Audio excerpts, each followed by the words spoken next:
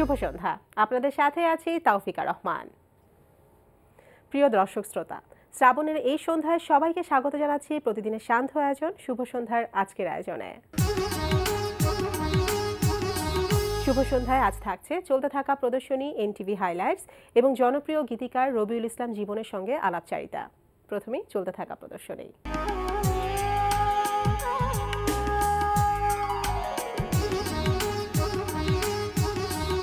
শুরুতেই জানিয়ে দিচ্ছি ঢাকার বিভিন্ন গ্যালারিতে চলতে থাকা চিত্রকলা প্রদর্শনীর সময়সূচি।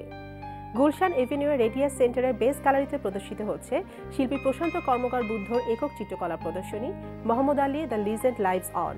প্রতিদিন সকাল 10টা থেকে রাত 8টা এই সময় প্রদর্শনী চলবে 30 আগস্ট পর্যন্ত। বাংলাদেশ শিল্পকলা একাডেমির জাতীয় চিত্রশালার প্লাজায় প্রদর্শিত হচ্ছে দলীয় চিত্রকলা প্রদর্শনী শিল্পের আলোয় বঙ্গবন্ধু। বেলা 11টা থেকে রাত 8টা এই সময় প্রদর্শনী চলবে 31 আগস্ট পর্যন্ত। ধানমন্ডি শিল্পাঙ্গন গ্যালারিতে অনুষ্ঠিত হচ্ছে শিল্পী কারু তিতাসের একক চিত্রকলা প্রদর্শনী ওয়াটার জার্নি।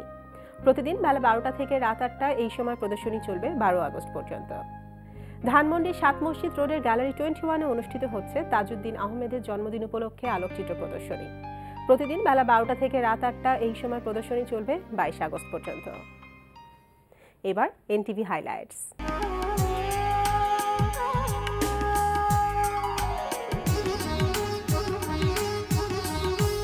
জানিয়ে দিচ্ছি কি থাকছে এনটিভি রাতের অনুষ্ঠান সূচিতে। সন্ধ্যা 6টা 45 মিনিটে দেখবেন জহিরুল আলমের উপস্থাপনায় টক শো ফ্র্যাঙ্কলি স্পিকিং।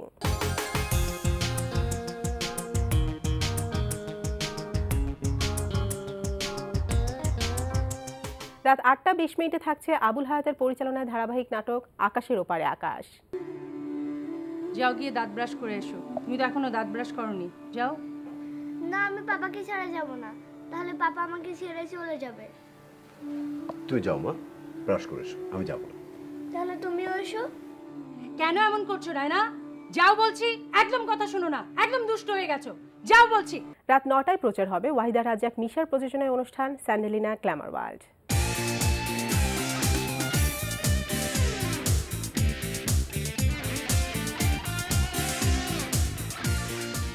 রাত 9টা 40 মিনিটে দেখবেন সুমন আনোয়ারের পরিচালনায় ধারাবাহিক নাটক সিনেমাওয়ালা।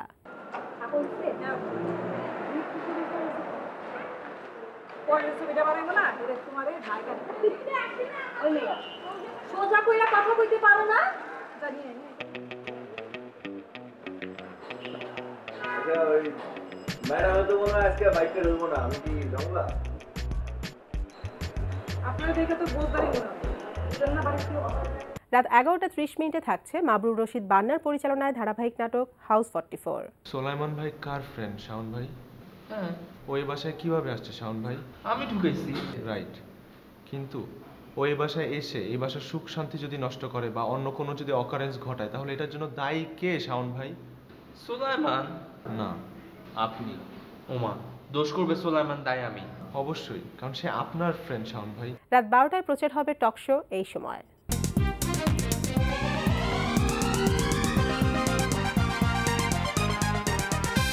এই ছিল এনটিভি রাতের অনুষ্ঠানমালার হাইলাইটস। এরপর আসছি আলাপচারিতায়।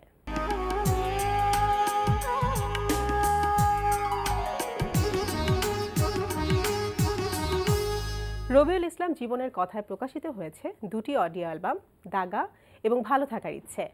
প্রিয় দর্শক, আমাদের আজকের অতিথি জনপ্রিয় গীতিকার রবিউল ইসলাম জীবন। চলুন কথা বলি তার সঙ্গে। শুভ সন্ধ্যা। শুভ সন্ধ্যা। কেমন আছেন? ভালো আছি ইনশাল্লাহ। তো কেমন কাটছে এই গানকে ঘিরে ব্যস্ত সময় বর্তমানে? খুবই ব্যস্ত আর কি, অনেক কাজ হচ্ছে, এগুলা নিয়ে আর কি। আচ্ছা, মোটামুটি অনেক কাজ আছে এখন হাতে। হ্যাঁ, হাতেও আছে এবং রিসেন্টলি অনেকগুলো করছেন আর কি। সব কাজ নিয়েই কথা বলবো।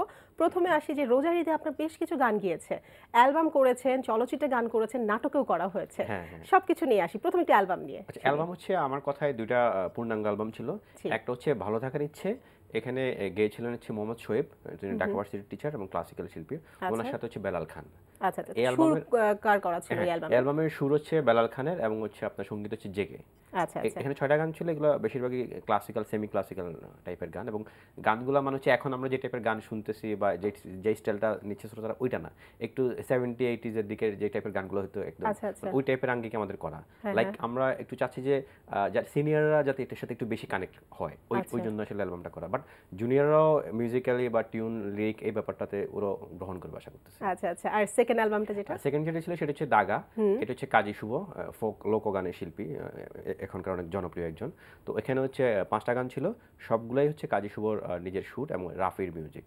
এটা হচ্ছে কাজী শুভর একটা নির্দিষ্ট একটা অডিয়েন্স আছে, ওনাদের জন্য হচ্ছে এই অ্যালবামটা করা আর কি।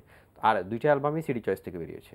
আচ্ছা, তো অ্যালবামে তো কথা শুনলাম এবং চলচ্চিত্র গান করা হয়েছে, 2 বা 3টা এরকম চলচ্চিত্র বের হয়েছে রোজার ঈদে যেখানে আপনি গান করেছেন, সেগুলো ঈদে 2টা ছবিতে আমার গান ছিল, একটা হচ্ছে মেন্টাল আর একটা হচ্ছে সম্রাট। আচ্ছা, দুটাই হচ্ছে শাকিব খানের। এর মধ্যে হচ্ছে সম্রাট যেটা মোস্তফা কামাল রাজের পরিচালনায়, সম্রাট আমার একটা গান ছিল যে আমি তোমার হতে চাই, এটা মিথ্যে কোনো গল্প না। আচ্ছা, এটা বেশ জনপ্রিয় গান অলরেডি এখন হয়ে গেছে। হ্যাঁ, এটার হচ্ছে সুর সঙ্গীত এবং গাওয়া হচ্ছে ইমরানের। আর মেন্টালের যে গানটা সেটা হচ্ছে আমার মতন কে আছে বলো, বাসবে তোমায় এত ভালো, এটার সুর সঙ্গীত এবং গাওয়া হচ্ছে আকাশ, কলকাতার আকাশ সেনের। এই 2টা গান ছিল এবং মোটামুটি ভালো আর কি। মানে মোটামুটি 2টো চলচ্চিত্রে যে 2টো গান জনপ্রিয় সেই দুটোই আপনার লেখা। বাহ, চমৎকার। আচ্ছা, চলচ্চিত্রের কথা শুনলাম, নাটকেও গান করা হয়েছে। হ্যাঁ, একটা নাটকের গান ছিল ঈদে, সেটা হচ্ছে কথোপকথন। এটা হচ্ছে মিজানুর রহমান আরিয়ানের পরিচালনায়। আর গানটার শিরোনাম হচ্ছে ছিলে আমার। আর এটাতে গেয়েছিলেন হচ্ছে তাহসান ভাই এবং হচ্ছে মিথিলা, ওনারা হাজব্যান্ড ওয়াইফ দুজনেই এই গানটা গেয়েছিলেন আর কি। আচ্ছা, মানে মোটামুটি আপনার অ্যালবাম, চলচ্চিত্র, নাটক, এছাড়া আরো কিন্তু কয়েকটা মিক্সড অ্যালবামেও কিন্তু বেশ কিছু হয়েছে। আচ্ছা, মানে মিক্সড অ্যালবাম সবকিছু নিয়েই এবার রোজার ঈদটা সেরকম কেটেছে। হ্যাঁ, রোজার ঈদটা ইনশাআল্লাহ মোটামুটি 20টার উপরে গান বেরিয়েছে আমার। আচ্ছা, তো রিসেন্টলি কি কাজ করছেন সম্প্রতি? এখন আসলে কিছু কাজ হচ্ছে, আর আমরা ঈদের জন্য কিছু কুরবানি ঈদের জন্য প্রস্তুতি আছে। এর মধ্যে হচ্ছে মিনার আছে, মিনারের গান এখন অনেক মানুষ খুব শুনে, তো মিনারের সাথে কাজ করছি। ওর হয়তো 3টা গান নিয়ে একটা অ্যালবাম বের হবে আমার ঈদে আমার কথায়। এটা কি ধরনের গান থাকবে সেগুলো? এটা হচ্ছে মিনারের কিন্তু একটা স্টাইল আছে, ওর একটা আঙ্গিক আছে, তো ওর মতো করে আছে আমি লেখাগুলোকে সাজাচ্ছি। ওর যে টাইপের গান করে ওকে ওর মধ্যে রেখে আমি আমারটা সহ অ্যাড করে আর কি এটা কাজ করার চেষ্টা করতেছি আর কি। অলরেডি একটা গান রেকর্ড হয়ে গেছে, এটা সিডি চয়েস থেকে আসবে। এর বাইরে আগুন বাইয়ের জন্য 3টা গান করেছি, এটা সঙ্গীতা থেকে আসবে একটা অ্যালবাম, রেজওয়ানের সুর এবং সঙ্গীতে 3টা গান আছে। তারপরে দিলরুবা খানের 3টা গান করার কথা, ওই 3টা গানের কাজও চলছে। এর বাহিরে হচ্ছে বৃষ্টি নামে একটা মেয়ে আছে বাংলাদেশ আইডলের, বৃষ্টির একটা ফুল অ্যালবাম, এটা আমার কথায় ইমরানের সুসঙ্গীতে। আচ্ছা, এটা একটা অ্যালবাম আসবে। মানে আপনার কাজের লিস্ট মোটামুটি অনেক বড় কুরবানি ঈদেতেও। হ্যাঁ, আর হচ্ছে আমি 1-2টা গান দেখেছি বিভিন্ন অ্যালবামে আসবে। ও আচ্ছা, আরেকটা হচ্ছে রূপঙ্কর এর একটা গান করা আসবে জয়সারি এর সুসঙ্গীতে, সিএমবি থেকে আসবে একটা গান। আর হচ্ছে 2টা সিঙ্গেল ট্র্যাক আসবে, এগুলো আগের করা মিউজিক ভিডিও সহ। একটা হচ্ছে কানে সুবর্ণার সাড়া দাও না, আর একটা হচ্ছে রমার দূরবহুদূরে, এগুলো আসবে, এগুলো সিএমবি থেকে আসবে। আচ্ছা, তো রোজার ঈদে তো 2টো ফিল্মে কাজ করা হয়েছে, কুরবানিতে কোনো ফিল্ম আছে? হ্যাঁ, কুরবানিতে অলরেডি 2টা ফিল্মে কাজ করা হয়েছে। একটা হচ্ছে এটাও শাকিব খানের ছবি বসগিরি, এই ছবিতে 2টা গান করেছি। একটা হচ্ছে কোনো মানে নেই তো, গানটা হচ্ছে গাওয়া হচ্ছে ন্যান্সি আর হচ্ছে ইমরান, আর সুর সঙ্গীত হচ্ছে ইমরানেরই। আচ্ছা আচ্ছা, আর একটা হচ্ছে সুলতানা বিবিয়ানা ছবি, এটা হচ্ছে হিমেল আশরাফের। আচ্ছা, প্রথম ছবিটার ডিরেক্টর হচ্ছে শামীম আহমদ রনি, আর ওটার সাথে তত্ত্বাবধানে আছেন হচ্ছে টফি খান। আর সুলতানা বিবিয়ানা হচ্ছে হিমেল আশরাফ। আর এই ছবিতে একটা গান থাকছে আমার করা, গানটা হচ্ছে ইমরান এবং পোষের গাওয়া। গানটা আসলে ইনফ্যাক্ট গানটার লেখার কাজ এখনো চলছে, মানে অর্ধেক হয়েছে, একটু অন্তরাগুলো এখনো বাকি। আচ্ছা আচ্ছা, মানে মোটামুটি অনেক কাজ আছে, অনেক কাজ নিয়ে সবসময় ব্যস্ত থাকেন। হ্যাঁ, আমি আসলে কাজ করতেই ভালো তো কেমন এনজয় করেন এই ব্যস্ত থাকতে? সাধারণত দেখা যায় ঈদের সময় তো আমরা সবাই ফ্যামিলি নিয়ে ব্যস্ত থাকছি, আপনি তো কাজ করছেন, হয়তো কাজকে একটু বেশি সময় দিতে হচ্ছে ফ্যামিলি বাদে, তো কেমন এনজয় করেন? আমি খুব এনজয় করি। আমি একদম ছোটবেলা থেকে আমার কাছে মানে বসে থাকতে অত বেশি ভালো লাগে না। আচ্ছা, মানে একটু কাজের মধ্যে, সবসময় কাজের ভেতর। হ্যাঁ, আমার কাছে মনে হয় কি আপনার ভালো থাকা সবচেয়ে ভালো উপায় হচ্ছে কাজের মধ্যে থাকা। কারণ আপনি যখন একলা থাকবেন বা কাজের বাইরে থাকবেন তখন নানা রকম চিন্তা কাজ করে, বা আপনি অট কিছু করে ফেলতে পারেন, বা এই আর কি। বাট কাজের মধ্যে থাকলেও কখনো কখনো অনেক প্রেসার থাকে, কাজের মধ্যে থাকতে থাকতে আপনার একটু ক্লান্তি আসতে পারে, এবং একটা দায়িত্ববোধ থাকে যে কাজটা শেষ করতে হবে, ভালো করতে হবে। অনেক সময় টাইম থাকে, এই সময় আমাকে এই লেখাটা বা এই কাজটা দিতে হবে, তো তখন অনেক সময় হয় যে একটু টাইমটা একটু মেনটেন করা বা সময়ের মধ্যে দেওয়া টাফ হয়ে যায়। কারণ লেখা তো আসলে মন ভালো না থাকলে বা আপনার মানে মনের ভিতরের পরিবেশ এবং সময় পাওয়া না গেলে অনেক সময় এটা হয়ে ওঠে না। আচ্ছা, তো এই যে লেখার কথাটা বলেন যে মন ভালো থাকতে হয়, তো সব ধরনের বিভিন্ন বিষয়ের উপর লেখার গান কিন্তু আমরা পেয়েছি আপনার কাছ থেকে। আপনি আসলে কোন বিষয়ের উপর লিখতে বেশি স্বাচ্ছন্দ্য বোধ করেন? আমি আসলে ব্যাপারটা এরকম যে আমি তো এমনি নিজের কিছু লেখা থাকে, মানুষ গান তো আসলে বিভিন্ন বিষয় নিয়ে হতে পারে, সেটা যদি শুধুমাত্র প্রেম ভালোবাসা গান না, দেশ নিয়ে গান হতে পারে, একজন মানুষের জীবন নিয়ে গান হতে পারে, বা পথ শিশুদের নিয়ে গান হতে পারে। অর্থাৎ আপনি লিখতে চাইলে, আপনি যদি ভাবনাটা জাগ্রত থাকে, আপনি যে কোনো বিষয় নিয়ে কিন্তু লিখতে পারেন। তো আমার কাছে মনে হচ্ছে যে মানুষের অনুভূতির তো আসলে শেষ নাই, আমার কাছে মনে হচ্ছে গানেরও আসলে বিষয়বস্তুর কোনো শেষ নেই। যদি সে লিখে বা এটাতে আপনি এটার মধ্যে ইনভলভ হন আর কি। তো আমি একদম নির্দিষ্ট করে নিজেকে বেঁধে রাখতে চাই না, আমি মোটামুটি যেগুলো আমার পছন্দ বা যেগুলো যখন যেটা মানানসই সেটা লেখার চেষ্টা করি। আচ্ছা, তো সেক্ষেত্রে বিভিন্ন বিষয় নিয়ে গান লেখা হয়ে থাকে, আপনি বলেন লেখা হতে পারে, সেটাও বলেন।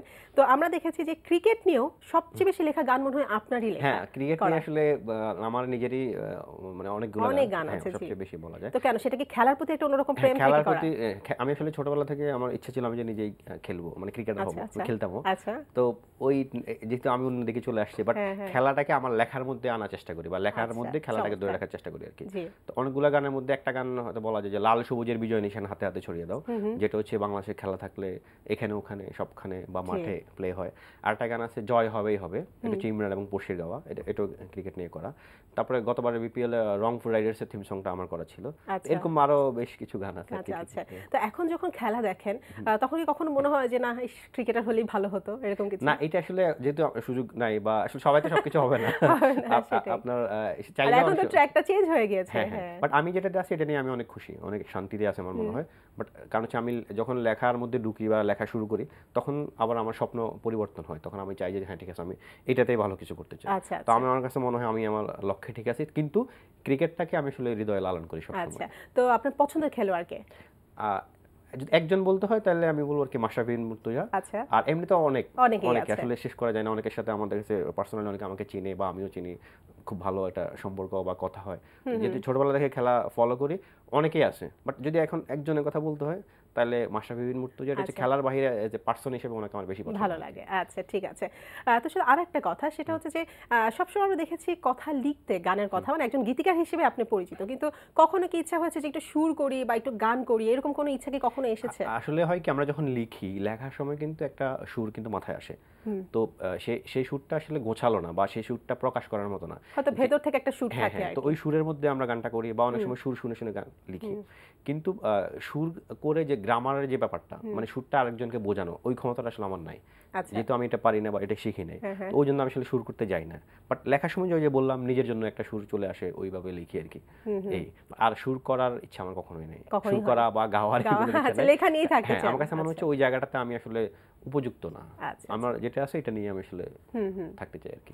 তো এই যে গান লেখা, এটা শুরুটা আসলে কবে থেকে হয়েছিল, বা ছোটবেলা থেকে কি আস্তে আস্তে অন্য কিছু লিখতে লিখতে গান লেখা? না, আমার এরকম যে বললাম ছোটবেলা থেকে আমার ক্রিকেটারই হওয়ার স্বপ্ন ছিল। আমি আসলে লিখি 2002 থেকে, মানে 2 থেকে আমি লিখছি, আর 2007 এর প্রথম দিন থেকে প্রায় 10 বছর আমার গান বের হচ্ছে, মানে 10 বছর থেকে গান আমার লেখা মানুষ শুনতেছে, বাট লিখি আরো বেশি, মানে 14 বছর থেকে। আচ্ছা, তো প্রথম লেখা গান কোনটা ছিল মনে আছে? আচ্ছা, আমার লেখা প্রথম লেখা প্রকাশিত যে গানটা, সেই গানটার নাম হচ্ছে বানাটিয়া চাই, ওইটা অ্যালবাম হচ্ছে হৃদয় রক্তক্ষরণ, আর গেয়েছেন হচ্ছেন আসিফ আকবর, আর ওইটা শুরু হচ্ছে পল্লব সেনাল। একই অ্যালবামে আমার লেখা আরেকটা গান ছিল ভালোবাসি বলে, এটা রাজেশের সুর, ওই আসিফ ভাইয়ের গাওয়া আর কি, রাজেশের সুর। আচ্ছা, তো বিভিন্ন বিষয়ের উপর গান লিখেছেন, অনেক শিল্পী আপনার গান করেছে, কিন্তু তবু কি এখনো মনের ভেতরে একটা ইচ্ছা আছে যে না আমার এই লেখাটা ওই শিল্পীটি একটু গান করবে, এরকম কোনো মানে ইচ্ছা আছে? আমার হচ্ছে অনেক সাথে কাজ করেছে, কিন্তু আমাদের এই মুহূর্তে বাংলাদেশের মানে অনেক জনপ্রিয় একজন সিঙ্গার বা কম্পোজার, অনেকের আইডল হাবিব ওয়াহিদ, উনি ওনার সুরে আমি একটা জিঙ্গেল করেছি, বাট ওনার জন্য লেখার এখনো সুযোগ হয়নি। তো আমার ইচ্ছা আছে যদি সুযোগ হয় তাহলে ওনার জন্য লিখবো, এরকম একটা ইচ্ছা আছে। আচ্ছা, আর হচ্ছে যেহেতু অ্যালবামে কাজ করতে নাকি আপনার ফিল্মে কাজ করতে না নাটকে, কোথায় কাজ করতে, মানে আপনার গানটা কোথায় গেলে ভালো লাগবে, কোথায় কি মনে হয়? আমার কাছে মনে হচ্ছে অবস্থাটা, যদি একটা নাটকটা যদি ভালো হয় বা ফিল্মটা যদি ভালো হয়, সবার মানে একদম জুৎসই হয়, বা অ্যালবামটা সিঙ্গিং কম্পোজিশন সবকিছু যদি ভালো হয়, যেই কোনো জায়গাতেই কিন্তু আপনার গানটা যেতে পারে, ভালো হইতে পারে, আপনি সেটা এনজয় করতে পারেন। আর যদি মানে সেটা ভালো না হয় তাহলে আপনি কিন্তু এক মাধ্যমে অনেক কাজ করলেও কিন্তু সেটা হয়তো আপনি মানে সন্তুষ্টি পাবেন না। অবশ্যই। আচ্ছা, পাশাপাশি আরেকটা জিনিস জানতে চাচ্ছি, এর আগে আপনি সিটিসেল চ্যানেলের মিউজিক অ্যাওয়ার্ড পেয়েছেন এবং এবারও আপনি সিম্ফনি চ্যানেলের মিউজিক অ্যাওয়ার্ড পেয়েছেন একটি গানের জন্য, সেটার জন্য আপনাকে অভিনন্দন।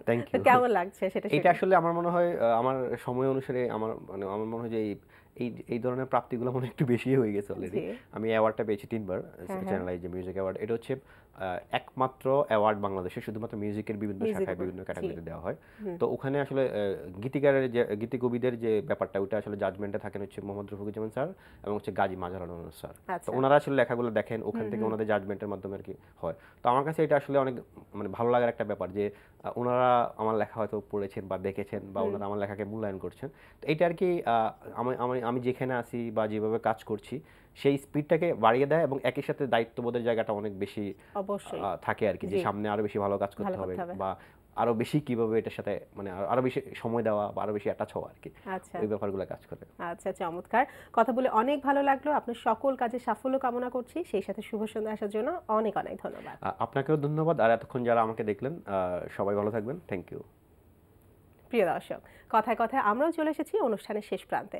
আমাদের সঙ্গে যোগাযোগের ঠিকানা প্রযোজক শুভ সন্ধ্যা, এনটিভি, বিএসসিসি ভবন, 7 তলা, 102 কাজী নজরুল ইসলাম এভিনিউ, কারওয়ান বাজার, ঢাকা 1215। আমাদের ইমেল অ্যাড্রেস shubhasandhya@ntvbt.com। প্রিয় দর্শক, এনটিভিতে সম্প্রচারিত সংবাদ অন্যান্য সকল অনুষ্ঠান দেখতে লগ ইন করুন www.ntvbt.com। সবার মঙ্গল কামনায় আজকের মতো এখানেই শেষ করছি। শুভ সন্ধ্যা।